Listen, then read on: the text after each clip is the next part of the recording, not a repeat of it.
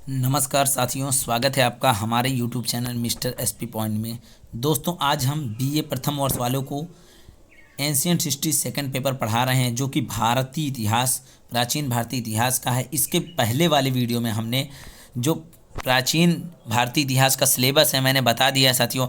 आज हम उसके आगे जो फर्स्ट लेक्चर है ये, जिसमें हम लोग इकाई एक, यहाँ पे इकाई एक दिख रहा होगा, इकाई एक में हमने बताया था कि क्या क्या पढ़ना है, पूरा सिलेबस। पिछला वीडियो यदि ना देखे हो तो इस वीडियो की डिस्क्रिप्शन में जाइए, वहाँ से आपको लिंक मिल जाएगा। आप उस वीडियो का लिंक ले लीजिए। उसमें सिलेबस को बताया है कितना सिलेबस है आपको पढ़ना, कितना कोविड-19 के और ये सत्र लेट होने की वजह से आपका कितना सिलेबस कट हुआ है, उसको मैंने दिखाया है। इलाहाबाद यूनिवर्सिटी या फिर वो मेन मकसद इलाहाबाद यूनिवर्सिटी के छात्रों के लिए है, जो कि चाहे इलाहाबाद विश्वविद्यालय मेन कैंपस पढ़ते हों या फिर किसी भी एफिलिएटेड कॉलेज में पढ़ रहे हों, उनके लिए, वो चाहे जिस कॉलेज में हो। और यह बहुत ही उपयोगी है आप लोगों के लिए। वीडियो में लास्ट तक बने रहिए साथियों। आपको हम आज सबसे फर्स्ट इकाई की इतिहास जानने के साधन बताएंगे, और यह आपके लिए बहुत महत्वपूर्ण होगा। और आपको यह नोट्स साथियों, मेरे इस यूट्यूब चैनल का एक टेलीग्राम चैनल है। यदि टेलीग्राम चलाते हो तो जाइए, मेरे इस वीडियो के डिस्क्रिप्शन में टेलीग्राम चैनल का लिंक खोजिए और वहाँ से आप मेरे टेलीग्राम चैनल को ज्वाइन कर सकते हैं। और वहाँ पे आपको ये नोट्स पीडीएफ के रूप में भी मिलेगा, और साथ ही साथ आपको वहाँ पर मेरा जो सिलेबस है, एंशिएंट हिस्ट्री फर्स्ट है, और भी कई सब्जेक्ट जिनके हैं, सभी के मैं सिलेबस देते रहूँगा। वहाँ पे सारे लेक्चर्स की पीडीएफ मिलेंगे। तो मैं सबसे पहले सोचा कि आज पहली बार पहला लेक्चर आप लोगों के लिए लेकर आया हूँ 9 वर्ष के लिए, जो कि इस वर्ष एडमिशन लिए हैं प्रथम वर्ष के, तो उनको बताते चलें। तो साथियों चलिए वीडियो को शुरू करते हैं। चैनल को सब्सक्राइब कर लीजिए साथियों, बहुत उपयोगी है आप लोगों के लिए। और हम बताना स्टार्ट करते हैं इतिहास जानने के साधन।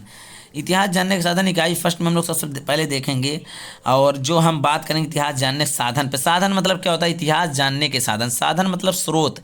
मुझे स्रोत ही जानना है। इतिहास को हम लोग जानते कैसे कैसे जानते हैं कि पुरातत्व, पहले प्राचीन समय में क्या हुआ होगा, हमारे अतीतों में क्या हुआ होगा, तो उसको कैसे जाना जाएगा और कैसे इतिहासकार इतिहास को लिखते हैं, उन सब चीज़ों को हम लोग देखेंगे आज। तो देखिए, भारतवर्ष की प्राचीन इतिहास अत्यंत गौरवपूर्ण रहा है। कहने का मतलब भारतवर्ष जो है, इसका प्राचीन इतिहास अत्यंत गौरवपूर्ण रहा है। ऐसे ऐसे शासक महाराजा, ऐसी ऐसी घटनाएं मिलती हैं यहाँ पर, ऐसे ऐसे चीज़ें जो प्राचीन इतिहास की मिली हुई हैं, जिससे हम कह सकते हैं और कहते भी हैं कि भारतवर्ष का जो इतिहास है वह प्राचीन इतिहास अत्यंत गौरवपूर्ण रहा है। और यह भी बात कहते हैं, परंतु दुर्भाग्यवश हमें प्राचीन इतिहास जानने की, कहने का मतलब प्राचीन इतिहास के पुनर्निर्माण के लिए कोई भी उपयोगी सामग्री बहुत कम मिलती है। और प्राचीन भारतीय साहित्य में ऐसे ग्रंथों का प्रायः अभाव सा है, जो ग्रंथ हम क्या करते हैं, जिनकी परिभाषा से हम इतिहास की संज्ञा दी जा सकती है। कहने का मतलब कि ऐसे बहुत सारे जो ग्रंथ हैं, बहुत सारे जो पुरातत्व साहित्यिक जो साक्ष्य के रूप में है, बहुत कम ही मिलते हैं हम लोगों को साक्ष्य, जिससे कि इतिहास जानने में हमको आसानी हो सके। तो बहुत कम साक्ष्य और बहुत कम ग्रंथ मिले हैं, जिससे हम लोग पुराने इतिहास के बारे में, प्राचीन भारतीय साहित्य के बारे में जान सकते हैं। तो अब हम लोग चलते हैं आगे, देखते हैं कुछ इतिहासकार इसके ऊपर क्या कहते हैं। तो देखिए साथियों, आपको यहाँ सामने दिख रहा होगा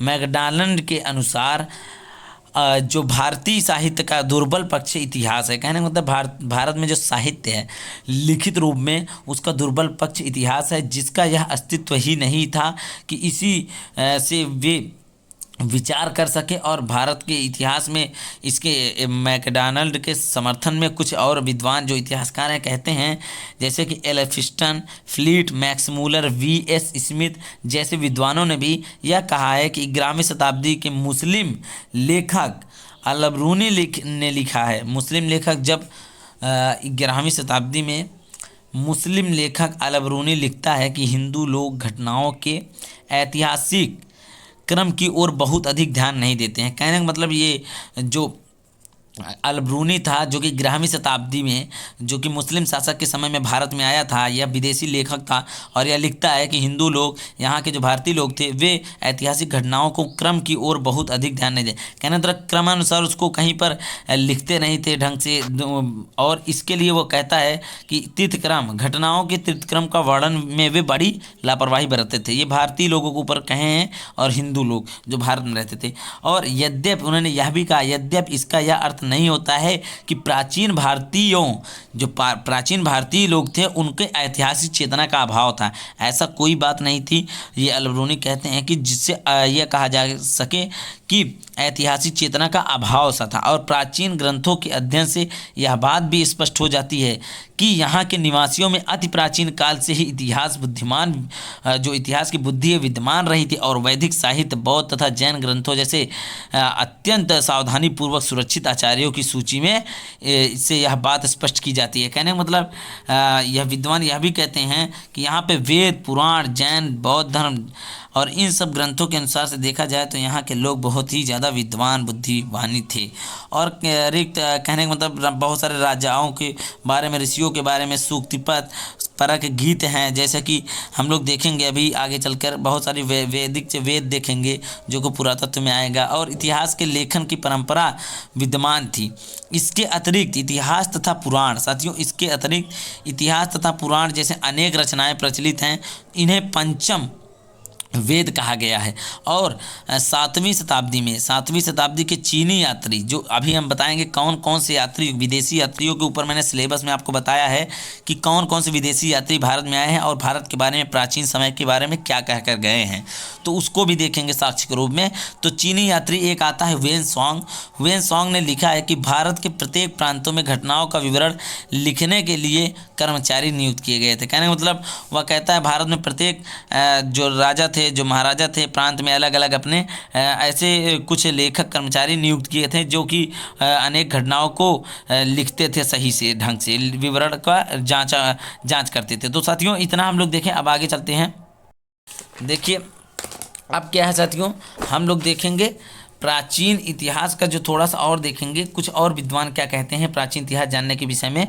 तो कल्हड़ हमें यह बतलाता है साथियों, यदि आप बीए फर्स्ट ईयर में हैं और आपका एंशिएंट हिस्ट्री सब्जेक्ट है तो आप मेरे चैनल को सब्सक्राइब किए रहिएगा। लगातार मैं आपका पूरा सिलेबस समाप्त करूंगा। एग्जाम आपके बहुत जल्दी होंगे क्योंकि सिलेबस का कट आउट हुआ है। सिलेबस जाकर के हमारे, यदि आप सिलेबस वहाँ नहीं पाते हैं, डिस्क्रिप्शन में लिंक खोल करके हमारे टेलीग्राम पर नहीं ज्वाइन हो पाते हैं, पिछले वीडियो को लिंक नहीं पा पाते हैं, तो आप कमेंट बॉक्स में टेलीग्राम चैनल का लिंक भी मांग सकते हैं और उस वीडियो का जो कि जिसमें हम सिलेबस को समझाए हैं, कितना पढ़ना है आपको एंशिएंट हिस्ट्री में, उसका भी लिंक मैं कमेंट बॉक्स में दे दूंगा। कमेंट जरूर करिएगा और वीडियो में लास्ट में आप लोग बता के जाइएगा वीडियो कैसा लगा है। तो आपको बता दें, कल्हड़ में यह बतलाता है कि सच्चे इतिहासकार का धर्म मात्र घटनाओं को नई घटनाओं से जोड़ना नहीं होता है, बल्कि उसके अपितु इतिहासकार प्राचीन अभिलेख तथा सिक्कों का अध्ययन जो विलुप्त शासकों का तथा उनकी विजयों को पुनः जीवित करने का कार्य करता है। कहने का मतलब कल्हड़ ने यह कहा है, कल्हड़ एक बहुत बड़ा विद्वान था, कहने का मतलब वह बहुत सारी बुकों को लिखा है। तो उसने यह कहा कि इतिहासकार को यही नहीं होना चाहिए कि वह अनेक घटनाओं को एक दूसरे घटना से जोड़ता है, बल्कि वह प्राचीन अभिलेख सिक्के के अध्ययन से किसी विलुप्त शासक की खोज करके पुनः जीवित करता है, वो भी किताबों में। तो इस प्रकार से इतिहास जानेंगे। अभी बताएंगे बहुत सारी मुद्राएं की वजह से, बहुत सारे लेख की वजह से इतिहासकार उनके बारे में बहुत सारा चीज़ें लिख चुके हैं। तो भारतीयों के इतिहास के लिए बुद्धि का प्रबल प्रमाण प्रस्तुत करता है और साहित्य ग्रंथों में के साथ साथ समय समय पर आए अनेक विदेशी यात्रियों के भ्रमण वृत्तांत हैं, जिससे कि इतिहास के विषय में अनेक उपयोगी सामग्रियाँ प्रदान करते हैं। और ऐसी अतः हम यह सुविधा के लिए भारतीय इतिहास को जानने के साधन के 3 शीर्षक में रख सकते हैं। अब तक हम लोग देखा कि किस प्रकार से हम लोग इतिहास को जानने का प्रयास करेंगे। बहुत सारे विदेशी यात्री भ्रमण करने भारत में आए और उन्होंने क्या लिखा है उसको देखेंगे। और हम लोग देखेंगे कि भारतीय प्राचीन अभिलेख, सिक्के, मुद्रा जो भी चीज़ें मिली हैं उनके जरिए कैसे इतिहास को जाना जाएगा। उनको हम लोग 3 भागों में जानेंगे, 3 अलग अलग भागों में। पहला देखिए क्या है, साहित्यिक साक्ष्य। मैंने सिलेबस में बताया था साहित्यिक साक्ष्य, और जिसमें हम लोगों को विदेशी यात्रियों के विवरण दूसरा पढ़ना पड़ेगा, और तीसरा जो है ये पुरातत्व संबंधित साक्ष्य पढ़ना पड़ेगा। साथियों पुरातत्व संबंधी जो साक्ष्य है इसमें हम लोग पुरातत्व के जो भी लिखित मिले हैं और बहुत सारे चीज़ें मिली उसको हम लोग जानेंगे। साहित्यिक साक्ष्य में जो कि हम लोगों को साहित्यिक साक्ष्य मिलता है लिखा हुआ, साहित्य मतलब आप लोग समझते हैं हिंदी साहित्य, जो कि हमको लिखी हुई चीज़ें मिली है। और विदेशी यात्रियों के विवरण में हम लोग देखेंगे जो विदेशी यात्री यहाँ भ्रमण करने आए उन्होंने क्या क्या कहा है भारत के बारे में, उससे हम लोग इतिहास को जानने का प्रयास करेंगे। तो साहित्यिक साक्ष्य की ओर चलते हैं। साहित्यिक साक्ष्य में साहित्य को हम लोग देखेंगे तो 2 प्रकार से, पहला धार्मिक साहित्य, दूसरा लैखिक साहित्य। धार्मिक साहित्य में साथियों हम लोग पढ़ेंगे जो ब्राह्मण ग्रंथ हैं, ब्राह्मण ग्रंथों में वेद पढ़ेंगे, उपनिषद पढ़ेंगे, रामायण, पुराण और महाभारत, ये सारी चीज़ें पढ़ेंगे। और ब्राह्मणोत्तर ग्रंथ में जैन धर्म, कहने का मतलब बौद्ध धर्म तथा जैन साहित्य, ये दोनों साहित्य हम लोग देखेंगे ब्रह्मोत्तर ग्रंथ में। और जो लैखिक साहित्य, दूसरा लैखिक साहित्य में हम लोग पढ़ेंगे ऐतिहासिक जो ग्रंथ थी जिनकी जीवनीय, कल्पना प्रधान तथा गल्प साहित्य जो मिले हैं लैखिक साहित्य में, उसको हम लोग देखेंगे। तो चलिए सबसे पहले साहित्यिक साक्ष्य में देखें हैं हम धार्मिक साहित्य में और लैखिक साहित्य में क्या क्या पढ़ेंगे। तो ये हमारा साहित्य दो प्रकार का है, जिसमें हम लोग देखेंगे धार्मिक साहित्य में ब्राह्मण तथा ब्राह्मण ग्रंथ, ये तो हमने आपको बता दिया, जिसमें हम लोगों को पढ़ना क्या है, वेद, उपनिषद, रामायण, पुराण तथा स्मृति ग्रंथ। जबकि हमको ब्रह्मोत्तर ग्रंथ में बौद्ध तथा जैन साहित्यों को भी संबंधित रचनाओं का उल्लेख किया जाता है। और इसी प्रकार हम लोग लैखिक साहित्य में ऐतिहासिक ग्रंथों की जीवनीय, कल्पना प्रधान तथा गल्प साहित्य का वर्णन किया जाता है। तो इस प्रकार से चलिए हम लोग आपको दिखाते हैं। अब हम लोग सबसे पहले ब्राह्मण साहित्य, जो कि साहित्य में दो प्रकार का है। जो ब्राह्मण साहित्य में हम लोग पहला पढ़ेंगे वेद। वेद पढ़ेंगे, वेद में क्या लिखा है, वेदों से हमके इतिहास जानने में कितनी उपयोगिता होती है, कितना उपयोगी है वेद हमारे इतिहास जानने में। तो चलिए देखिए साथियों, आपको दिख रहा होगा यहाँ वेद भारत का सबसे प्राचीनतम धर्म ग्रंथ माना जाता है और जिनका संकलनकर्ता महर्षि वेद व्यास थे। साथियों ये नाम आप लोग नोट कर लीजिए। और एक बात आपको बता दें, यदि आप बीए फर्स्ट ईयर में हो और हमारा वीडियो देख रहे हो तो आपके लिए यह मैं बताना चाहता हूँ कि जितने भी मेन पॉइंट हम बताएंगे आपको, उसको आपको ऑब्जेक्टिव रूप में पेन से अपने कॉपी में कहीं नोट करना है। और इससे आपको बहुत ज़्यादा इंपॉर्टेंट होगा। जैसे कि आप प्रोफेसर पढ़ाते हैं तो हमेशा लगातार ऐसे ही पॉइंट पूछ लेते हैं कि वेदों के संकलनकर्ता कौन है, किनको माना जाता। तो आप लोगों को महर्षि वेद व्यास का नाम जरूर याद करके रखना होगा। महर्षि वेद व्यास जो हैं, जो प्राचीनतम धर्मग्रंथ वेद हैं, उनके संकलनकर्ता माने जाते हैं। और भारतीय परंपरा में वेदों का नित्य और जो अपौरुषेय है वो मानती है कि वैदिक जो युग था उसमें सांस्कृतिक दशा का ज्ञान एकमात्र स्रोत होने के कारण वेदों को ऐतिहासिक महत्व बहुत अधिक है। और इससे प्राचीन काल का अध्ययन के लिए रोचक सामग्री हमें प्रचुर रूप से उपलब्ध हो जाते हैं। इसलिए हम वेदों को 4 भागों में देखेंगे। इसलिए वेद हमारे इतिहास को जानने में बड़ा उपयोगी है। अब चलिए हम लोग देखते हैं ऋग्वेद, यजुर्वेद, सामवेद और अथर्ववेद। ये चारों वेदों को आप लोग नोट कर लीजिए। वेद कितने होते हैं? 4 वेद होते हैं, जो कि ऋग्वेद, यजुर्वेद, सामवेद, अथर्ववेद। अब देखते हैं थोड़ा बहुत इन वेदों से हमके क्या मिलेगा आगे चलकर। देखा जाए साक्ष्य के रूप में, इनमें ऋग्वेद न केवल भारतीय आर्यों की अपितु समस्त आर्य जाति की सबसे प्राचीनतम रचना है, जो कि ऋग्वेद सबसे प्राचीन वेदों में सबसे प्राचीन ऋग्वेद है, ये जरूर याद कर लीजिए। और यह भारत का एक भारतीयतर आर्यों के इतिहास को और इसकी भाषा तथा धर्म को, उनकी संस्कृति पर प्रकाश डालता है। कौन? ऋग्वेद। प्राचीन आर्यों के समय की बात बता रहे हैं आपको। और इसमें जो मंत्र लिखे हैं जो कि ऐतिहासिक घटनाओं का उल्लेख करते हैं। और जैसे एक हम उदाहरण देते हैं कि ऋग्वेद में कैसे कैसे घटनाएं मिली। जैसे एक घटना मिली है जिस पर जैसे एक स्थान पर 10 राजाओं के युद्ध मिले हैं एक उनके मंत्र में, एक मंडल में। और उसमें वर्णन आया है कि भारत के एक कबीले में राजा सुदास के साथ क्या हुआ था, एक युद्ध हुआ था, जहां ऋग्वैदिक काल के एकमात्र महत्वपूर्ण ऐतिहासिक घटना का प्रमाण मिलता है। और इससे हम लोग कहेंगे कि सुदास ने जो इस कहानी में जो महत्वपूर्ण घटना, ये घटना मिलती है किताब में। इस घटना में क्या है, सुदास, देखिए साथियों, जो सुदास थे, सुदास ने रावी नदी के तट पर 10 राजाओं को परास्त किया था। 10 राजाओं के एक संघ को परास्त किया और इस प्रकार के ऋग्वैदिक काल के वो क्या बन गए, चक्रवर्ती शासक बन गए। चारों तरफ विजय प्राप्त किया और चक्रवर्ती शासक बन बैठा। यह हमको घटना ऋग्वेद में मिलती है। तो ऐसे हम लोगों को इतिहास जानने में वेदों का बहुत महत्वपूर्ण योगदान रहा है। जैसे कि अब देखेंगे सामवेद और जो मंजू, कहने का मतलब सामवेद और यजुर्वेद। साथियों यहाँ पे आधा लिखा था और जिसमें कि हमने वो बोला, तो यहाँ यजु लिखा है। यजुर्वेद में किसी भी विशिष्ट ऐतिहासिक घटना का वर्णन नहीं मिलता है। हमको सामवेद और यजुर्वेद में किसी भी ऐतिहासिक घटना का वर्णन नहीं मिलता है। अथर्ववेद का महत्व इस बात से है कि इसमें सामान्य मनुष्यों के विचारों तथा अंधविश्वासों का वर्णन मिलता है। बस साथियों, इसमें क्या है, सामवेद में हम लोगों को प्राचीन समय के इतिहास को जानने में बहुत ज़्यादा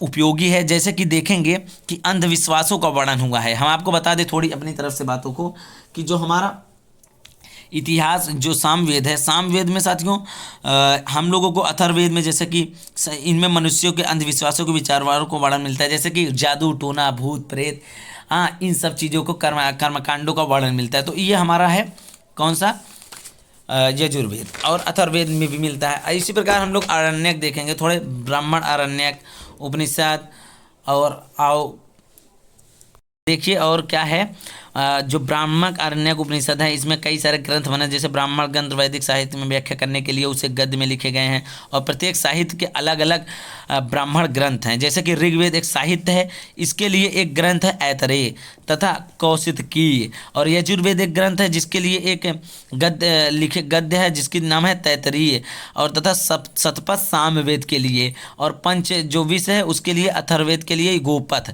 जो पंचविश अथर्ववेद है, अथर्ववेद के लिए गोपथ आदि, इन सब ऐसे सभी ऐतिहासिक घटनाओं का वर्णन मिलता है, जो कि ये एक प्रकार से एक ग्रंथ के एक गद्य के रूप में लिखे हुए हैं। और इसके लिए हम लोग देखेंगे कि ऐतरेय में राज्याभिषेक के नियम को कुछ प्राचीन जो अभिषक्ति है और राजाओं के जो नाम दिए गए हैं, और शतपथ में गांधार तथा कैकेय तथा कुरु जो थे, और पंचाल कौशल विद्रोह आदि के राजाओं का जो है उल्लेख मिलता है।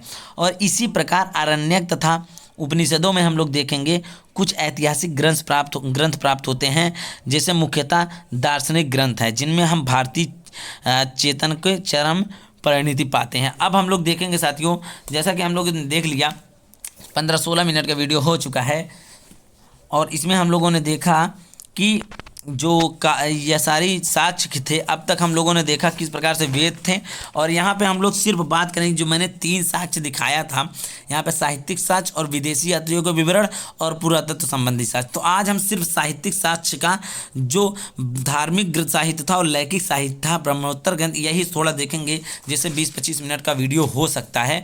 तो महाकाव्य के ऊपर चलेंगे, उसके बाद उपनिषद, और उसके बाद यह वीडियो समाप्त होगा। तो अगले वीडियो में हम लोग लेकर आएंगे सीधा विदेशी यात्रियों के विवरण। तो उस 3 वीडियो बनाएंगे इस पर, इस जो टॉपिक है यूनिट 1 के, जिसमें हम लोग साहित्यिक साक्ष्य को देखेंगे। पहले में साहित्यिक साक्ष्य हम लोग समाप्ति कर देंगे, दूसरे में विदेशी यात्रियों के विवरण को देखेंगे, तीसरे में पुरातत्व संबंधी साक्ष्य। तो इस प्रकार से आज पहला वीडियो हम लोग साहित्यिक पूरा साक्ष्य देखेंगे, जितने साहित्य हैं। महाकाव्य की बात करेंगे, महाकाव्य की बात करेंगे तो महाकाव्य में देखेंगे वैदिक साहित्य के बाद भारतीय इतिहास में रामायण और महाभारत नामक 2 बहुत बड़े महाकाव्य हैं, जिनको सभी लोग जानते हैं, और इनका समय जब आता है वैदिक साहित्य के बाद, और इसमें इसका मूलतः बात करें, इन ग्रंथों की रचना ईसा पूर्व 4वीं शताब्दी में हुआ था साथियों।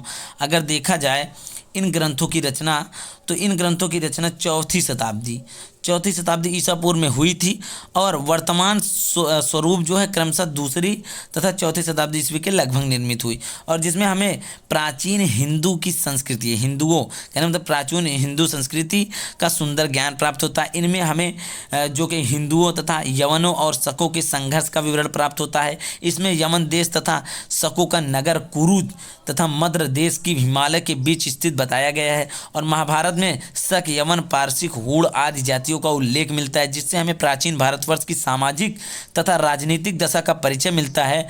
और राजनीतिक तथा शासन के विषय में यह ग्रंथ बहुमूल्य सामग्रियों का भंडार है। महाभारत ऐसा राजनीति महाभारत में हुआ है कि यह एक बहुत बड़ा महाभंडार है प्राचीन इतिहास को जानने में। अब हम लोग देखेंगे थोड़ा सा पुराण देखेंगे। पुराणों में हम लोग देखेंगे भारतीय ऐतिहासिक कथाओं का सबसे अच्छा क्रमबद्ध विवरण पुराणों में मिलता है। साथियों, पुराणों में जो भारतीय कथाएं हैं और भारतीय जो क्रमबद्धों का विवरण पुराणों में बहुत अच्छे ढंग से मिलता है, और पुराणों के जो रचयिता माने जाते हैं वे माने जाते हैं कौन, नोट कर लीजिएगा, लोमहर्ष और उनके पुत्र उग्रसवा माने जाते हैं। किसके, पुराणों के रचयिता के रूप में, उनके लेखक के रूप में। और इनकी जो संख्या है 18 है। पुराण 18 से होते हैं साथियों। कमेंट बॉक्स में यदि कोई 18 पुराणों के नाम जानते हैं तो ज़रूर बताएगा। 18 पुराण आप लोग याद कर लीजिए।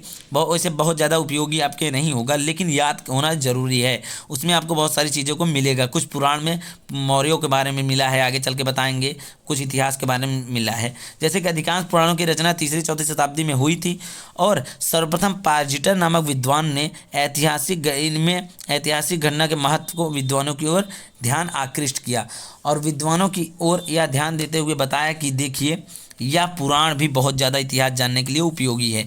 जैसा कि देखेंगे 18 पुराणों में से केवल 5 ऐसे पुराण हैं जिनमें राजाओं की वंशावली पाई जाती है और मौर्य वंश के लिए वे क्या है, मौर्य वंश तथा वो जो पुराण है सातवाहन वंश है और मत्स्य पुराण के लिए बहुत ज़्यादा उपयोगी है। और इस प्रकार वायु पुराण में गुप्त वंश की समाज सीमा का वर्णन मिलता है, गुप्तों के बारे में, और जिसे 6वीं शताब्दी ईस्वी पूर्व के पहले प्राचीन भारतीय इतिहास के पुनर्निर्माण के लिए एकमात्र स्रोत जो है वो पुराण है, जो कि 6वीं शताब्दी ईसा पूर्व के पहले के इतिहास जानने के लिए बहुत उपयोगी है।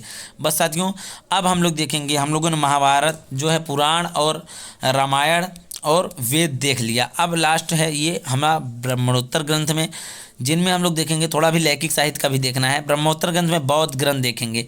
बौद्ध ग्रंथ में हमको मिलता है कि किस प्रकार बौद्ध ग्रंथों में त्रिपिटक सबसे महत्वपूर्ण है, जो कि बुद्ध की मृत्यु के बाद उनकी शिक्षाओं को संकलित कर 3 भागों में बांटा गया है। इन्हीं को हम लोग त्रिपिटक कहते हैं। आप लोग त्रिपिटक क्या होता है पूछा जाएगा तो बताइएगा।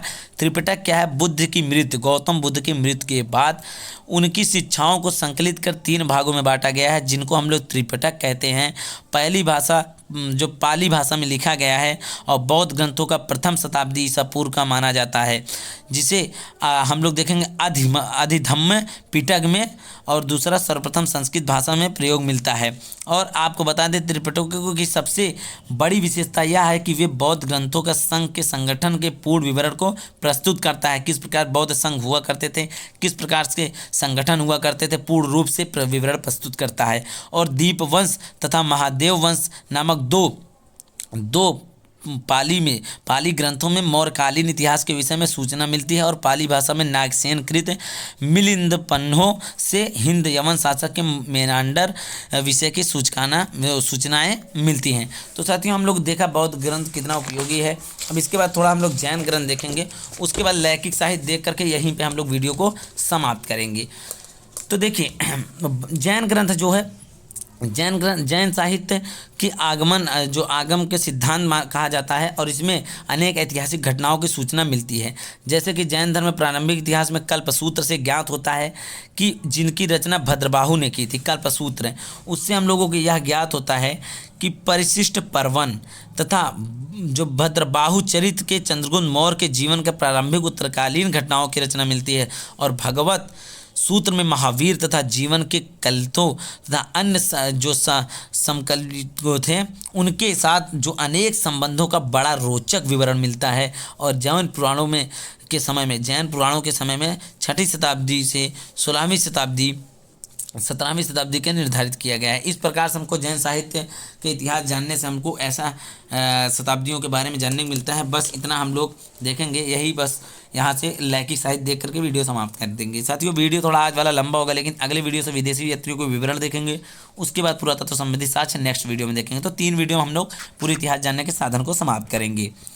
अब देखिए क्या है लौकिक साहित्य। लौकिक साहित्य जो है, इसके अंतर्गत ऐतिहासिक एवं अर्ध ऐतिहासिक ग्रंथों की जीवनीय का विशेष रूप से उल्लेख किया जा सकता है। जैसा कि देखेंगे भारतीय इतिहास जो था, इसके बारे में जानने में काफ़ी मदद मिलती है। ऐतिहासिक रचनाओं का सर्वप्रथम उल्लेख अर्थशास्त्र का किया जाता है, और जिससे कि हम लोग देखेंगे उसकी रचना चंद्रगुप्त मौर्य के प्रधानमंत्री सुप्रसिद्ध राजनीतिज्ञ कौटिल्य तथा चाणक्य ने की थी। और मौर्यकालीन इतिहास जानने का सबसे जो प्रमुख ग्रंथ है वह है संस्कृति और साहित्य में ऐतिहासिक घटनाओं का क्रमबद्ध वर्णन लिखने का प्रथम प्रयास जो जाता है कश्मीरी कवि कल्हड़ के राजतरंगिणी में लिखा है, जिसमें आदिकाल से लेकर 1151 ईस्वी तक, साथियों आदिकाल से लेकर 1151 ईस्वी में लिखा है कि आरंभ तक कश्मीर के बारे में और उनके शासन के काल की घटनाओं के बारे में क्रमानुसार वर्णन मिला है इस ग्रंथ में। समझ रहे साथियों, कल्हड़ द्वारा लिखी गई राजतरंगिणी। कल्हड़ कौन सी बुक लिखा है? राजतरंगिणी। ऐसी ग्रंथों में और घटनाओं क्रमानुसार वर्णन मिलता है। और सिंध की इतिवृत्तियों के आधार पर चचनामा जो था वह नामक ग्रंथ मिलता है और इससे अरबों के सिंध का जो विजय और वृत्तांत सुरक्षित मिलता है। कहने का मतलब जो अरबों के समय का इतिहास था, अरबों के समय का जो शासनकाल के राजा महाराजा हुआ करते थे, उनके बारे में, मुस्लिम शासकों के बारे में, अरब आक्रमण के बारे में चचनामा नामक पुस्तकें हम लोगों को साक्ष्य के रूप में मिलता है। तो साथियों यहीं पे वीडियो समाप्त करेंगे। देखिए अगले वीडियो में हम लोग विदेशी यात्रियों के विवरण देखेंगे, किस प्रकार से विदेशी यात्रियों ने क्रमानुसार लिखा हुआ है। कई बार विदेशी जो लेखक थे वे भारत में आते थे। तो यहीं से हम लोग देख लेते हैं। आज हमने क्या पढ़ा, सिर्फ पूरा साहित्यिक जो साक्ष्य था उसको खत्म कर दिया, जिसमें धार्मिक साहित्य में हम लोगों ने पढ़ा ब्राह्मण ग्रंथ, वेद, उपनिषद, रामायण, पुराण, महाभारत ये किस लिए उपयोगी हैं इतिहास जानने के लिए, उसमें क्या क्या मिलता है हमको। और ब्रह्मोत्तर जैन तथा बौद्ध तथा जैन ग्रंथ जो हैं, इससे हम लोगों को क्या क्या इतिहास जानने के बारे में मिल जाएगा उनमें। और तीसरा, लैखिक साहित्य में ऐतिहासिक ग्रंथ की गई है, प्रधान काव्य साहित्य, उनको देखें। तो इतना पूरा हम लोगों ने साहित्यिक साक्ष्य आज पढ़ लिया। अब अगले वीडियो में साथियों आप लोग वेट करिएगा, विदेशी यात्रियों के विवरण और उसके बाद पुरातत्व संबंधित साक्ष्य को हम लोग पढ़ेंगे। तो यहीं से हम लोग वीडियो को आज समाप्त करेंगे साथियों। वीडियो देखे हो तो वीडियो अच्छा लगा हो तो लाइक करिएगा और चैनल को सब्सक्राइब कर लीजिएगा, बेल आइकन जरूर दबा दीजिएगा, जिससे अगले वीडियो का नोटिफिकेशन आपके फ़ोन तक पहुंच जाए। और साथ ही आप लोग मेरा बस इतना सहयोग सपोर्ट करिए साथियों कि वीडियो को प्रथम वर्ष के छात्रों के साथ, फर्स्ट ईयर के स्टूडेंट्स के पास ज़्यादा से ज़्यादा शेयर कीजिए, जिससे सभी लोग एंशिएंट हिस्ट्री वाले इसको देखें। साथ ही मैं साथियों अनेक विषयों को पढ़ाऊंगा। अभी इकोनॉमिक्स भी स्टार्ट करने वाला हूँ, सिलेबस बताकर ही वीडियो स्टार्ट करता हूँ मैं। तो सिलेबस के लिए आप लोग कमेंट बॉक्स में करना ना भूलें कमेंट। तो ठीक है, वीडियो देखने के लिए बहुत बहुत धन्यवाद। मिलेंगे नेक्स्ट वीडियो में।